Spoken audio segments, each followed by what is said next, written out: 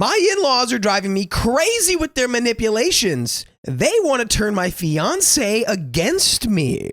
For what? He was my child first. All names in this story are fake. Even at the very beginning of our relationship, I, 25 female, and my fiancé Kevin, 27 male, knew we were going to get married one day. Oh, isn't that cute? That's adorable. We weren't discussing it much with anyone else at the time. We had a long distance relationship and I would stay at his house on weekends sometimes. At that time, he lived with his parents because they needed help. By the way, this comes from user Sun Worshipper on the r/OKstorytime subreddit.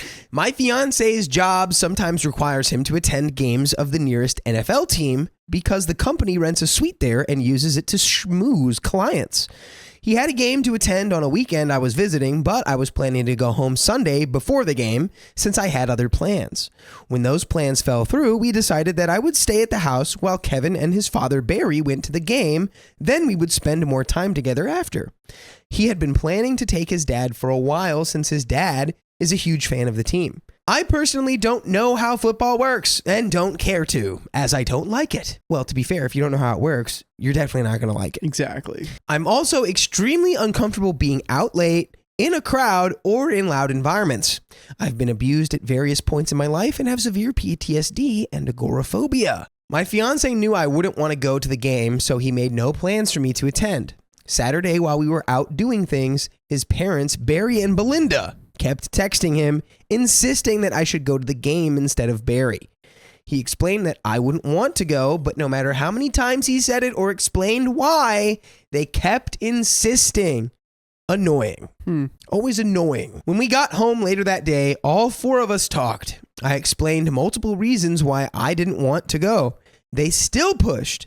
If I said I didn't like football, they didn't know anything about it, or wouldn't enjoy it, they dismissed it, saying I would because we'd be in a suite and it's a once-in-a-lifetime opportunity.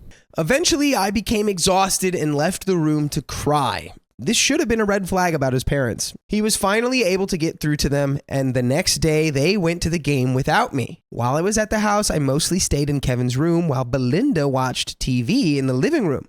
We briefly talked when I went in there, but not about anything significant. I didn't feel comfortable mentioning the type of engagement ring I wanted to his mother because this was only my second time meeting her.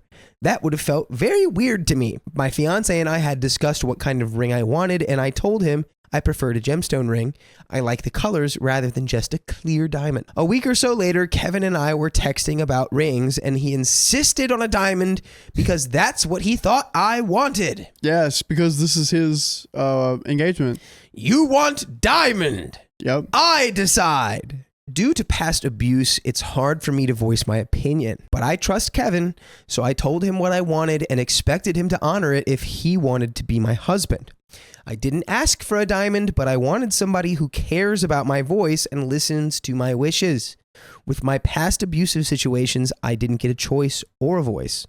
Still, he insisted on a diamond, saying that was what I wanted and that I just wasn't telling him. What? I suspect that the mother-in-law has something to do with this. Oh, yeah. We went back and forth for hours and it was draining. I have no idea where he got the idea that I wanted a diamond. He eventually told me that I had told his mother I wanted a diamond when we were alone and they were at the game, but we never even discussed rings. What a weird power play. So they're trying to get her to the game so they could just pressure her more on this? I don't know. Like what? I don't know if the game has anything to do with that. I think it might just be a completely separate event of like also. Okay. I'm just going to lie to your husband and say. I got it. They're going to the game so he can propose to her. And he's already bought her a clear diamond ring. And it's a once in a lifetime. Oh. Once in a lifetime. Come on. No. Come on. Why would she make up such a lie? That is so weird and manipulative. Why would it matter to her? Wouldn't she want him to get the ring I wanted? It's the weirdest lie ever. There have been many times in our relationship that his parents have belittled my choices or promised things and then gone back on them. He says they are just busy dealing with family problems, so I should get over it every time they let us down. I'm dealing with similar issues with my own family, but I still try to fulfill my promises to people despite this. Even though he uses their busy schedules as an excuse for their failure to follow through on promises, Belinda still wants to help plan the wedding, but has never reached out to me. I was just trying to follow proper wedding etiquette, which I was taught means the mother of the groom should reach out to offer help if she wants to. I also thought if they can't even do the little things they promise, how can they help plan my wedding? Fair point. Kevin and I have been living together, and sometimes after work, he visits his parents. Every time he comes home, our wedding plans change. Ooh. Oh, he's getting a little chip whenever he goes back home. Who's doing it though? Is it the father or the mother-in-law? I feel like it's got to be both. I like to think the mother-in-law is like puppeteering the father and the son to try to get her away. Maybe could be just the mother-in-law, but I feel like the father-in-law was also like, they sat down and had that conversation about why she doesn't want to go to the game. And both of them were just like, nah, you're being dumb. You want to go to the game, stupid. Yeah. Don't you know? Yeah. His mom gave him a list of things to remove from our wedding registry. She also just doesn't like the suit company I picked out and blah, blah, blah, blah. So many things she doesn't like. She wants to send wedding announcements with the registry information to people who weren't invited to the wedding, which I think is terrible etiquette. When she finally reached out to offer help, it was in a group text with Belinda, Barry, Kevin, and me. I tried to find something for her to help with that wouldn't be too overwhelming for her, and I asked her to help me pick out flowers for arrangements. I was very specific about what I didn't want and what I was looking for. A few weeks later, she showed me floral arrangements with only the things I had said no to, and they were her favorites. Something I didn't know until Kevin pointed it out. Oh. After I texted her about the flowers, she brought up another issue with the wedding: hymn singing. Oh, lovely. Congregational hymn singing is a part of my faith tradition, and it's done at every wedding. Okay, so it should be done at yours. If that's how it is, that's what it is. Though I'm a new convert, it's one of the most important aspects to me. We aren't getting married at my church because my fiancé didn't want to go through the required premarital counseling, and his father, who is ordained, will officiate. That's important to him, so I compromised. I specifically found a venue with an organ so there could be congregational hymn singing. Okay. We actually had a fight a few days before because Kevin mentioned this to his parents and they didn't like it. Surprise, surprise. Wet toast, Kevin. Wet toast spine, Kevin. Wet toast. When he came home, he tried to talk me out of it, but I stood my ground because it's important to me. He realized this, so after some back and forth, Kevin told his parents that we would be singing hymns. I thought the matter was closed, but here they were bringing it up again through text. What? Why? I mean, stop. Just what are you doing? Just let them do it. Come on. What's the big deal? It's their wedding, not yours. Why? Did you guys not have a good wedding? Are you trying to like make one for yourselves? Yeah. What's happening here? It's weird. Just too controlling. Ugh. The way they brought it up threw Kevin under the bus and made him sound stupid. They basically acted like he mistook what I wanted and didn't tell them right because there's no way I could want hymns. They said people don't sing hymns at weddings and that it would make the environment uncomfortable. After a few more rounds of back and forth and with Kevin standing firm on our decision saying, we have discussed it at length, this is what we're doing, it's very important to her that we do it this way. His mother responded with a message that started, quote, "It's a mistake. Thanks, Mom. Thanks. Break up with Kevin.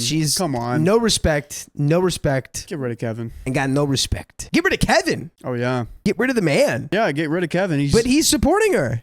He's wet toasting. Not really. Yeah, he is. He's literally standing on business as we speak. He literally just said, this is what we're doing. It's important to her, so we're doing it. She went on to rant about how our wedding would be a train wreck. Kevin texted her one-on-one afterwards because he thought her message was unnecessary and uncalled for. By the way, it would never be uncalled for you to join us live on YouTube every weekday at 3 p.m. PST. Just tap our profile. She also scoffed at the idea of wedding programs, saying they don't exist and are only for funerals. So apparently, no one sings hymns at weddings, wedding programs don't exist, and it's perfectly appropriate to send wedding announcements with registry information to people not invited to the wedding. Got it. Sorry this story is all over the place. I tried to leave out other issues with them that don't involve the wedding. It's always one thing after another, and I just feel stupid and not good enough. Well, sorry, OP, but you're not stupid, and you are good enough. There we go. Even my opinions and likes are not good enough for them. I'm worried about the future and how they'll try to micromanage, dictate, and judge our future family and our decisions. Thank you, everyone. Hopefully, someone has some advice. Am I making a mountain out of a molehill? Am I the a-hole? What should I do? Next, I probably need to post the drama with one of my bridesmaids. Oh, boy. lovely. Please do. Let's go. I think that the best thing to do in this situation is like you set the hard boundary. You have the hard talk with the in-laws, with the support of your husband, and you just say, look, this is what we're doing. Mm-hmm. These are the decisions we've made, and we're following through on them. Yeah. We no longer require any additional input. And if they continue to yap, that's where you go, all right, you're not going to the wedding. Yep. And then they can try to backpedal out of that, but I guarantee you it's like, or maybe say it up front. It's like, we are no longer accepting advice, and if you guys continue to not respect this boundary, you will not be at the wedding. Only if Kevin's wet toast spine can turn into sourdough. Yeah. But this is a great test to see if you guys can get married or not. So honestly, glad this happened to you, OP. Yeah. You're about to see if this is the man of your future or not. Yeah, do you really want to be with a man who can't stand up to his family? But that's the end of that story. That is the end of that story. The episode. If you love us, make sure to If subscribe. you love us, make sure you subscribe. We love you. And see you tomorrow.